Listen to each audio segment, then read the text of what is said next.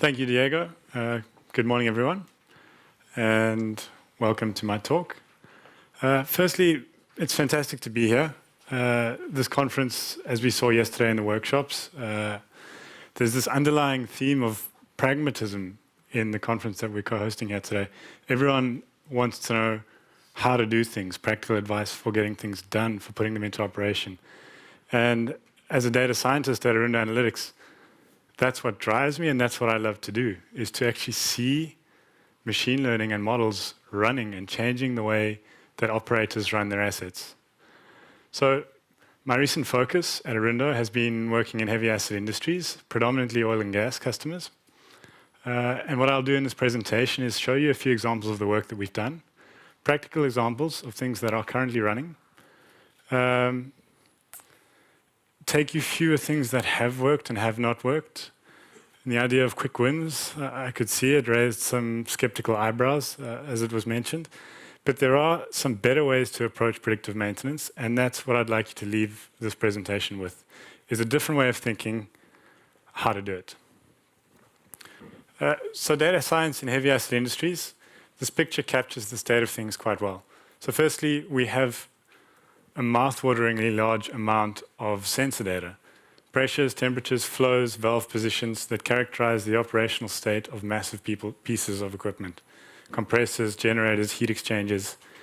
The example of the oil rig is a massive system of connected processes.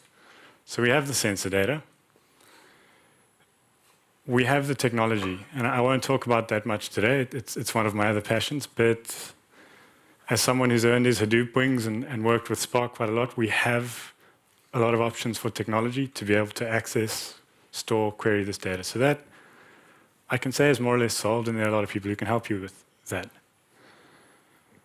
The third thing is machine learning, AI, the algorithms to do this. Fantastic. Machine learning continues to move at an alarmingly fast pace, and we have algorithms to process all this data. So that said, data science looks pretty good in heavy assets. Finally, and most importantly perhaps, is the business value. And I think everyone in the room, it's clear, it's undeniable. And at Arunda, we estimate in maritime, utilities, and oil and gas alone, there's a market opportunity of upwards of $20 billion if you just reduce downtime by 10%. Now, the de facto way that people think about this and go after capturing this value is predictive maintenance. And my challenge today is, as it's formulated here, is perhaps a bit confining. It's a confining way to think about approaching problems with data science in heavy asset industries. And the approach that focuses on predicting into the future, predicting time, forecasting when you should do your maintenance so that you can reduce the cost of your maintenance, is something that I'm going to challenge in this presentation. And I hope, as it is nice and early in the conference, I hope it encourages a lot of discussions around this later at the Arunda stand and in questions after the talk. Enough of that, straight into a practical example. So recently we did a use case for an oil and gas company where we looked at their heat exchangers. So on one of the platforms there was a critical event that caused oil to get into the cooling medium of the heat exchanger system. And this accelerated the fouling on the heat exchangers so that the performance at which they cooled degraded faster than normally.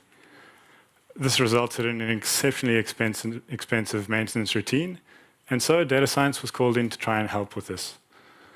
The use case was initially formulated as an attempt to forecast the degradation, so that by knowing in advance when you would need to clean your heat exchanger, you could better plan for the maintenance. You could probably correlate the maintenance with another kind of maintenance event to reduce the downtime. And so that's what we set out to do. First approach, as always, you try supervised learning. This is the most widely known, most well understood of all methods in data science. And the fundamental basis of this is training a model to learn from events and behaviors that have been seen before in the data. So the model statistically learns the correlations and how it all fits together in the data, and can extrapolate that on unseen examples. Data quality immediately hampered in this effort. Firstly, maintenance logs are very, very difficult to work with. They're captured by humans, and they are inconsistently captured, incomplete, or incorrectly dated. Now, the incorrect date is something that's perhaps unavoidable in many cases. Consider a critical failure on another piece of equipment. What is the correct date with which to label the failure? The date that production was stopped? The date that the problem was first identified? Or the actual date that the problem first manifested? And to kind of look through the logs on each event and try and track back by looking at all the sensors and estimate an actual date when the problem manifested and perhaps crude oil entered the cooling medium. That's almost an entire project on its own. It's a massive amount of work that requires data science and subject matter expertise, and that is somewhere where you can get stuck.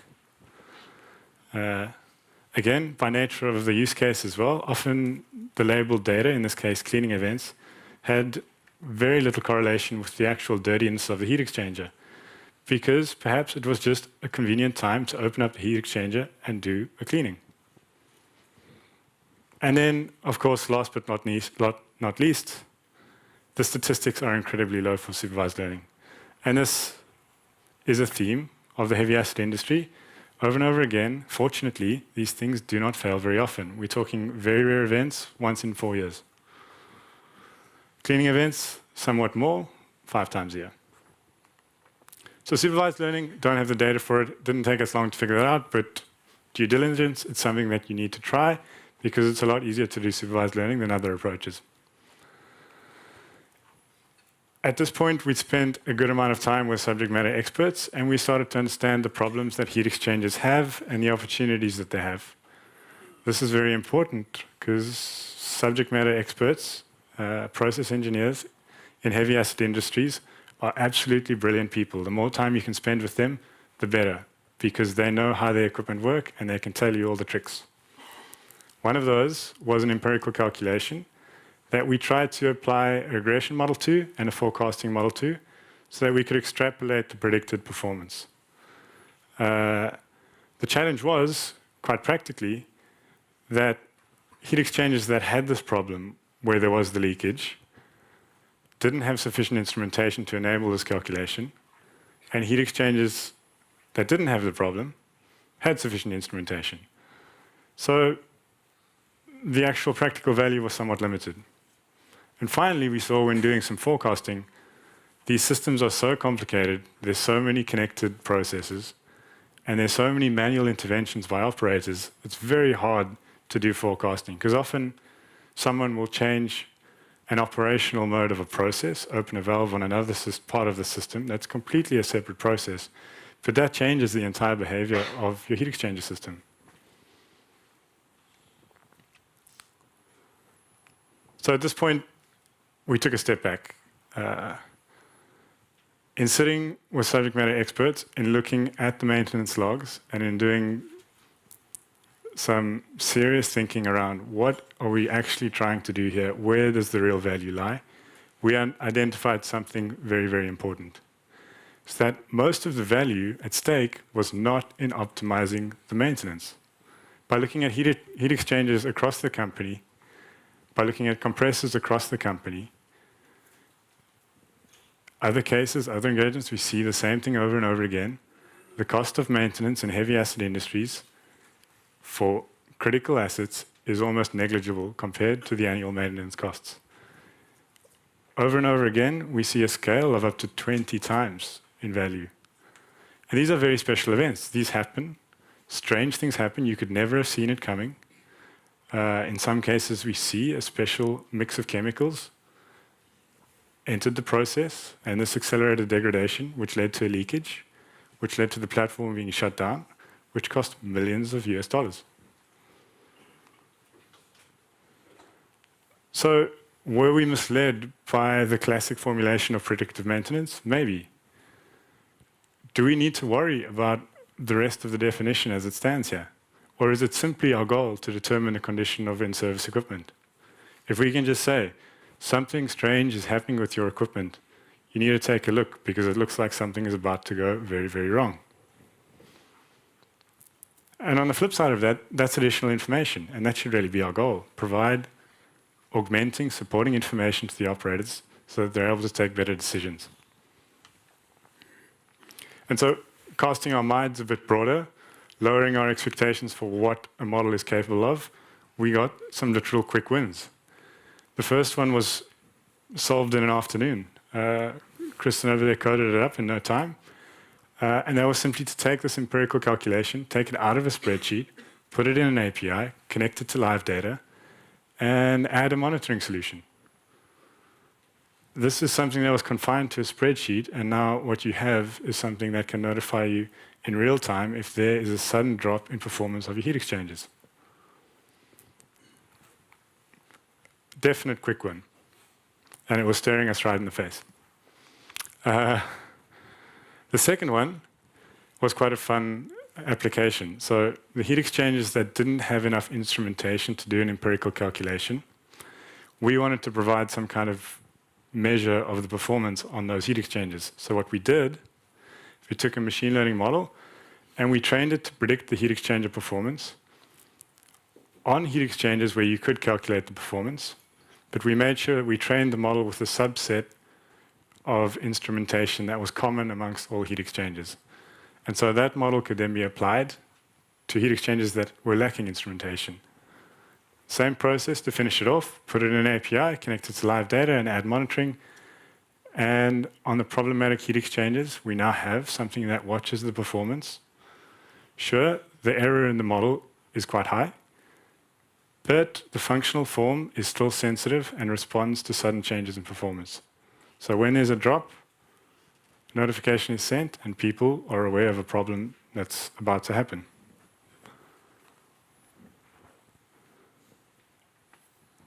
And so it's really an important way to change your thinking and to change the purpose of data science. Our goal needs to be to augment the way operators work so that they have more information to make better decisions. We're a long way from models knowing more than process engineers about how heavy assets operate. We're a long way from models taking decisions that senior process engineers will not take. They hold more knowledge. They effectively will be making the decision. And so the goal of data science is to support and provide the correct information.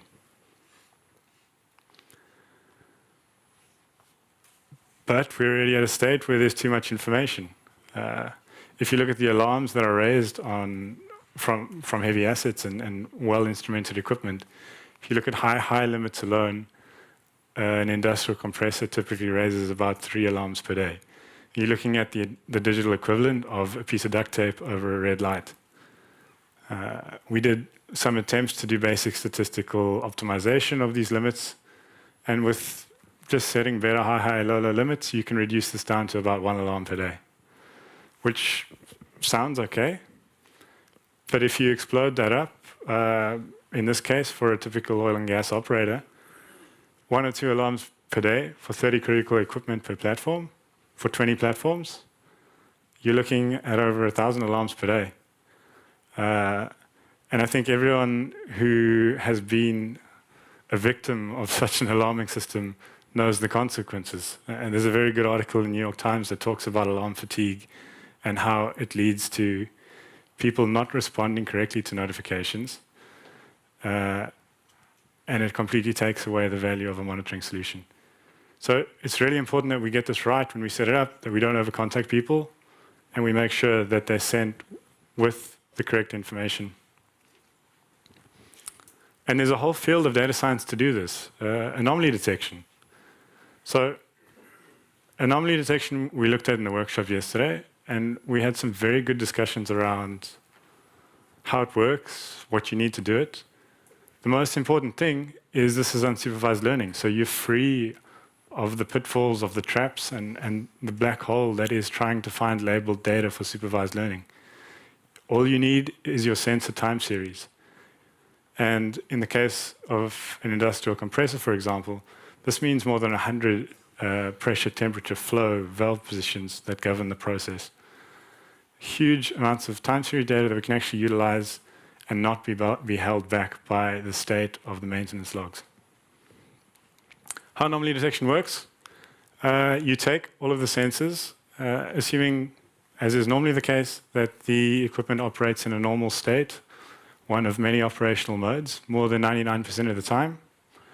You train a model that learns very well what that normal state looks like. So when something abnormal comes along, the model sees, okay, this comes from a distribution that I haven't seen before. And so it's an anomaly. This doesn't look like something that I know, and raise an according signal. So the net result on training these models is compressing the insights of over 100 sensors and derived sensors down to a single signal. So one virtual sensor that tells you how anomalous the equipment is. And that's quite amazing, because you have one virtual tag that has feelers into the process in 100 different ways. We take 100 in the first pass, and we include some, arguably we include some features in here that we really shouldn't have. But still, you train the models in the correct way, and they're able to be robust against the pitfalls of bad sensors. You don't have to worry about label data, and you have a very simple result to monitor in the end. Very cool, very exciting, but how useful is it if I tell you, okay, heads up, there's something wrong with your compressor, you better go look? It'll take you a couple of days probably to do the full debugging, troubleshooting, testing, trying to figure out exactly what is wrong. So what if we could tell you where to look? And so that's what we do. We have another whole suite of models that are able to do this. It's a lot like correlation mining and importance modeling. We start with the same set of sensors and derived sensors, and we train a set of different models that identify the top N, strangest looking signals from the batch. And so the example that I show here is from an actual failure of a compressor where we ran such an algorithm and it picked out the top 3 strangest looking signals. And it's quite clear to see that something strange was happening, and this is about a month before failure. So by saying we have a problem in your compressor, these signals should provide you with some insight to the problem. These belong to a certain subsystem of the compressor. Go and investigate. You build trust with the users, which is of absolute importance, but you also enable faster diagnostics. And so that literally decreases the cost of a false positive, because users, operators, are able to very quickly see, this looks like something I know. This was a trip that we saw in the process yesterday evening. This is not a problem. Snooze the alarm. So that context is very, very important. Combining this all together into an end solution is something beyond the dashboard. So it's Yellowfin BI that says quite nicely, we have to get away from the misconception that the users of our data visualizations and data products sit behind a dashboard and stare at the screen all day, watching the real-time line ticking along. That's not the case. The things we build, it's simply too much data, and what we need to do is send in real time a notification and bake into that notification just the relevant information that's needed. Just a few sensors, a few time series that help the diagnostic. And so these are the applications that we build. And in building them, we've had a very enlightening and very interesting journey. And the most important thing really is that though we're data scientists, we're working with data, we're looking at equipment. At the end of the day, it's a very human-centric problem, because we're providing products to end users, to people who need to love and be delighted by the product that we generate for them. They need to trust it. They need to have a hand in it and see the P&IDs that they want to see, and see the signals that they want to see in the way that they want to see it. And so that really closes it all off together, right? Because technology is now at a point where we're able to do this. Digitalization, the advent of and maturity at this stage of cloud, APIs, machine learning, applications, big data, all of this is completely accessible behind easy to integrate technology. And so we're able to sit in a room as a data scientist. I can sit next to a process engineer, and together we can prototype an application, a model, a solution, and deploy that prototyped application into operations. And this really is my aspiration, because it allows us to design better solutions, and this is of critical importance. So perhaps homework for today, if you don't know what design thinking is, I urge you to go and read up on that, and to think about that in the context of arming your workforce with things that they really love to use. And that's what it's about. As data scientists, we need to stop building models for data and start building data products for people. And this is the only way we'll enable the transformation that we need to do to capture the value that is so present. I think if you're a data scientist, you need to read this to yourself out loud 2 or 3 times again, because it not only lets you do more, but it makes your job a lot more exciting and rewarding. Because honestly, working with process engineers is a lot of fun. These are brilliant people who can teach you a lot and are willing to learn and make things better. So closing thoughts. What does the future look like? What does it look like if we get this right? To me, an analogy is especially useful to have a view on this, to kind of think about where it's going. So if you consider the cars that you've been driving over the past 15 years or so, 10, 15 years. I know the cars here in Sweden are a lot nicer than the cars in South Africa. So you have all the new features in your cars.